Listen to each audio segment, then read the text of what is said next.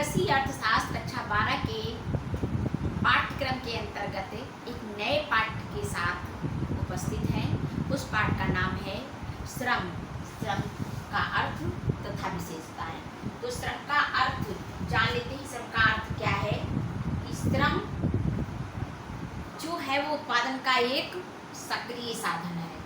पूंजीवादी अर्थव्यवस्था से लेकर के साम्यवादी अर्थव्यवस्था तक श्रम के महत्व को स्वीकार किया गया है और श्रम उत्पादन का एक अनिवार्य साधन है, क्योंकि श्रम के बिना कोई भी कार्य संभव नहीं है।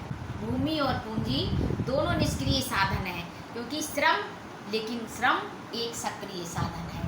तो भूमि जबकि उत्पादन का निष्क्रिय साधन है, पूंजी निष्क्रिय साधन है। तो पहले हम श्रम के अर्थ के बारे में चर्चा कर लेंगे। श्रम के अर्थ का अर्थ है कि सामान्य बोलचाल की भाषा में हम कहेंगे कि जो भी श्रम किया जाता है वो शारीरिक श्रम से अंदाजा लगाते हैं, परंतु अर्थशास्त्र में इसका अर्थ बिल्कुल अलग है, बिल्कुल विशिष्ट तरीके से लिया जाता है। अर्थशास्त्र में केवल उसी प्रयास को श्रम कहा जाता है जिसमें जो धन प्राप्ति की आशा से किया जाता है। जैसे कि एक टीचर का विद्यालय में पढ़ाना, लेकिन उसी टीचर का अपने बच्चों को पढ़ाना या घर पे किसी बच्चों को पढ़ाना जिनके बदले में हमें कोई भी धन प्राप्ति नहीं हो रही है, तो ये श्रम के अंतर्गत नहीं आएगा। जब भी हम कोई भी कार्य करते हैं तो उसके लिए हमें श्रम की करने के साथ साथ हमें धन की प्राप्ति भी होती है, तब वो कहलाता है श्रम। और अर्थशास्त्र में श्रम, जैसे कि हमने आपको पहले भी बताया कि श्रम जो है अर्थशास्त्र में वही कहलाएगा जो धन प्राप्ति की आशा से किया जाएगा। जैसे डॉक्टर की सेवा, मास्टर की सेवा, वकील की सेवा, नर्स की सेवा, ये श्रम के अंतर्गत आएगा। अब आ जाते हैं हम परिभाषाओं पे, क्योंकि किसी भी क्षेत्र को जानने के लिए उसकी परिभाषाओं का जानना उतना ही आवश्यक है जिस प्रकार से अपनी क्षेत्र की सीमाओं को जानना। क्योंकि आ जाइए तो प्रोफेसर मार्शल ने क्या कहा है? मार्शल ने कहा है कि श्रम का अभिप्राय मनुष्य के आर्थिक कार्य से है, चाहे वो हाथ से किया जाए और चाहे वो दिमाग से किया जाए, यानी मस्तिष्क से किया जाए। इस प्रकार से टॉमस ने भी कहा है कि सभी प्रकार का मानवीय श्रम, चाहे वो शारीरिक हो अथवा मानसिक हो, जो धन प्राप्ति की आशा से किए जाते हैं, जिनका प्रतिफल जो है वो प्राप्ति की आशा से किया जाता है, वो श्रम के अंतर्गत आता है। और इसका अगला है, जैसे जेवंस ने भी कहा है कि वो मनुष्य सबके श्रम से अभिप्राय उससे है जो अंशतः या पूर्णतः कार्य से प्रत्यक्ष रूप से प्राप्त होने वाले आनंद के अतिरिक्त उसे धन की भी प्राप्ति होती है, तो कहलाता है वो श्रम। तो अब जान लेते हैं श्रम के आवश्यक तत्व कौन कौन से हैं। श्रम के आवश्यक तत्व हैं प्रयास का मानवीय होना। इसकी पहला तत्व है कि प्रयास जो है वो मानव का होना चाहिए, पशु पक्षियों का नहीं होना चाहिए, जानवरों का नहीं होना चाहिए। और दूसरा है प्रयास का शारीरिक और मानसिक होना। जैसे कृषक यानी किसान है, कुली है, रिक्शा चलाने वाला है, इनका शारीरिक है। और मानसिक का मतलब होता है जैसे मास्टर, डॉक्टर, वकील आदि, इनका क्या है, और ये मानसिक है। और अगला है इसका प्रयास का जो उद्देश्य है वो आर्थिक होना चाहिए, यानी लाभ कमाना होना चाहिए। ऐसा नहीं है कि जैसे माता का बच्चे को पालना, तो ये श्रम की श्रेणी में नहीं आएगा। और अगला है आपका कानून सम्मत उत्पादन क्रिया।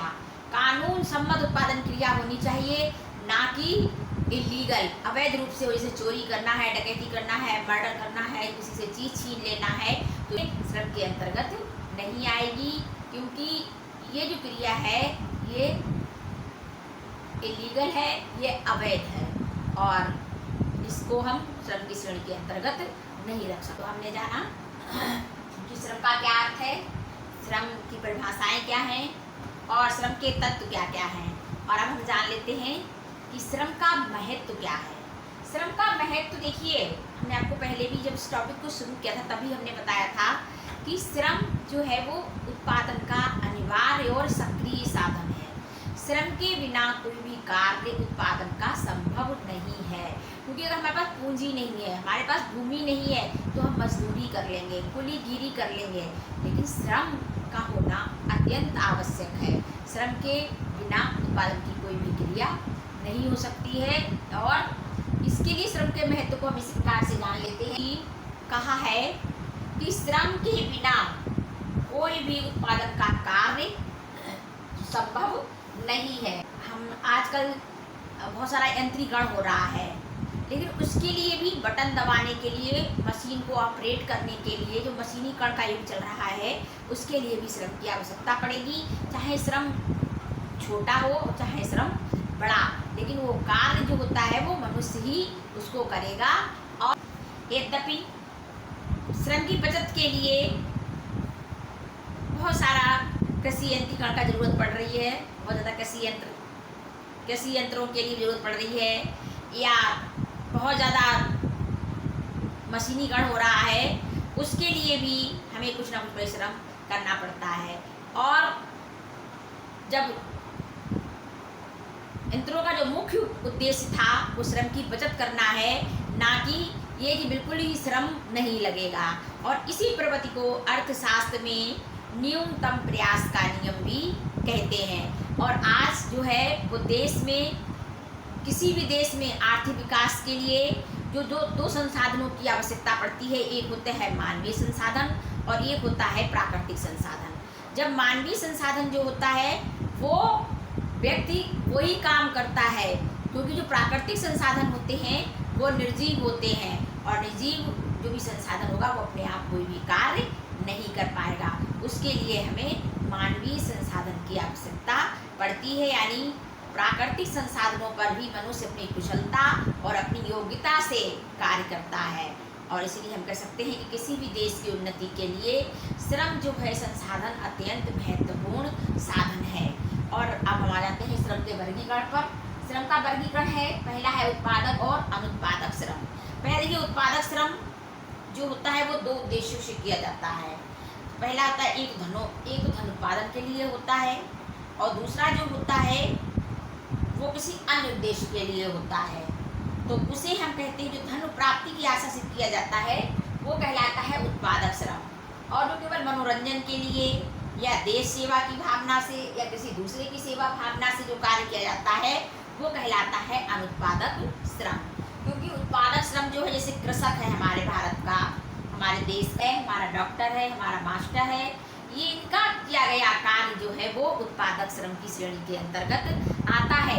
लेकिन किसी अंधे को रास्ता दिखा देना या किसी महफिल में अपने मनोरंजन के लिए गीत गा देना, तो ये अकुशल श्रम यानी अनुत्पादक श्रम की श्रेणी के अंतर्गत आएगा। दूसरा है कुशल और अकुशल श्रम। देखिए, कुशल श्रम की हमें आवश्यकता पड़ती है, क्योंकि जब हम, जैसे डॉक्टर है, अगर जब तक वो ट्रेनिंग नहीं लेगा तब तक वो कोई भी कार्य नहीं कर सकता। इसी तरह से वकील है, वो 5 साल वकालत पढ़ता है। इसी तरीके से मास्टर है, वो 2-2 साल 3-3 साल की डिग्रियां लेता है, तब वो मास्टर बनता है। यानी कुशल। अकुशल श्रम होता है, जैसे श्रमिकों का श्रम है, माली का श्रम है, बोझा ढोना है या मजदूरी करना है, ये अकुशल श्रम की श्रेणी के अंतर्गत आता है। अगला है मानसिक और शारीरिक श्रम। मानसिक और शारीरिक श्रम हमने पहले भी बताया है कि जैसे खेत जोतना, पत्थर तोड़ना या गड्ढा खोदना, ये जो होते हैं ये श्रम शारीरिक श्रम कहलाते हैं। लेकिन जो अध्यापक है, वकील है या डॉक्टर है, तो ये श्रम मानसिक श्रम की श्रेणी के अंतर्गत आते हैं। जान लेते हैं श्रम की विशेषताएं क्या क्या हैं। इसकी पहली विशेषता है कि श्रम जो है वो उत्पादन का सक्रिय साधन है। और भूमि कैसी है, पूंजी कैसी है, वो निष्क्रिय साधन है। ये कोई भी कार्य अपने आप नहीं कर सकते हैं, इनके लिए श्रम का होना आवश्यक है। अगला है इसका श्रम उत्पादन का अनिवार्य साधन है। श्रम के बिना उत्पादन का कोई भी कार्य नहीं हो सकता है। ये बात इस टॉपिक में पहले भी बताई है मैंने। श्रम नाशवान है। श्रम नाशवान होता है क्योंकि पूंजी की तरह इसका संग्रह नहीं किया जा सकता है। अगला है इसकी विशेषता है श्रम को श्रमिक से अलग यानी पृथक नहीं किया जा सकता। श्रम को श्रमिक से पृथक नहीं किया जा सकता है। जैसे पूंजी वाला है, पूंजीपति है, तो उससे पूंजी को छीना जा सकता है। भूमिपति है, उससे भूमि को छीना जा सकता है, लेकिन श्रमिक से श्रम को छीना नहीं जा सकता, यानी पृथक नहीं किया जा सकता। अगला है श्रम की पूर्ति धीरे धीरे बढ़ती है। श्रम की पूर्ति कैसी होती है? जैसे जनसंख्या और श्रम की कार्य कुशलता पर यह निर्भर करता है। जहाँ जनसंख्या ज़्यादा होगी वहाँ श्रम की पूर्ति थोड़ी जल्दी हो जाएगी, और जहाँ जनसंख्या कम होगी वहाँ इसकी पूर्ति धीरे धीरे पूर्ति बढ़ेगी धीरे धीरे। इसके बाद है श्रम उत्पादन का एक गतिशील साधन है। श्रम उत्पादन का एक गतिशील साधन ऐसे है कि श्रम एक स्थान से दूसरे स्थान, एक व्यवसाय से दूसरे व्यवसाय में आसानी से जा सकता है।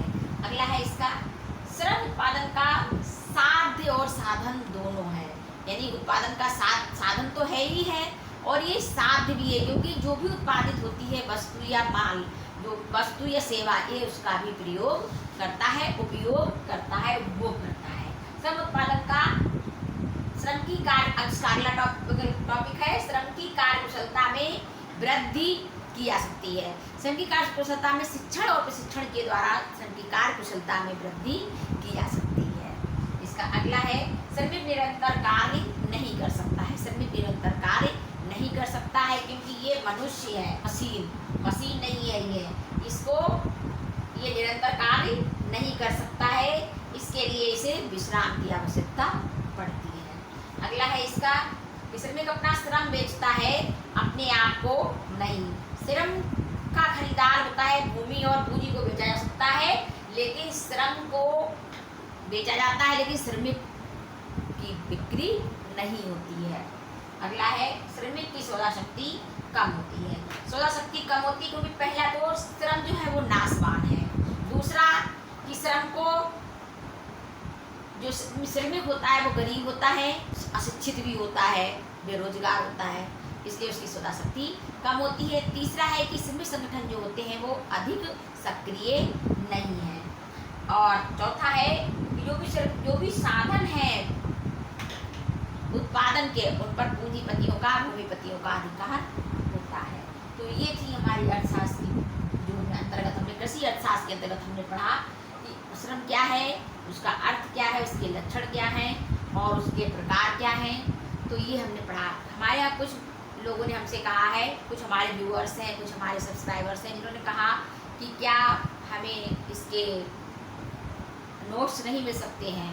तो नोट्स के बारे में इतना ही कहूँगी कि मैं नोट्स जो मैंने बनाए हैं वो ऐसे नहीं है कि PDF पे भेजे जा सके, इस तरीके के नहीं हैं। और दूसरे मेरे पास इतना टाइम भी नहीं रहता है क्योंकि मैं कॉलेज भी जाती हूँ, 7 से 2 के बीच में वहीं रहती हूँ, फिर हमारे घर के भी काम होते हैं, इस कारण मैं बहुत बिज़ी रहती हूँ। लेकिन फिर मैं पूरा प्रयास करती हूँ कि इसी में मैं मैटर को सारे मैटर को देने का प्रयास करूँ। और फिर भी मैं कोशिश करूँगी आगे कि जो हमारे व्यूअर्स हैं उन्होंने नोट्स अगर मांगे हैं मैं उनको देने की पूरी कोशिश करूँगी, क्योंकि थोड़ी सी मेरी हैंड राइटिंग थोड़ी गड़बड़ है, थोड़ी अच्छी नहीं है, इसलिए मैं नोट्स जो बनाती हूँ वो हो सकता है मैं अगर भेजूँ भी PDF पे तो समझ में ना आए, लेकिन फिर भी मैं प्रयास करूँगी कि आपको नोट्स, आप सभी लोगों तक नोट्स भी पहुँचा। और मेरे चैनल को लाइक करें, सब्सक्राइब करें।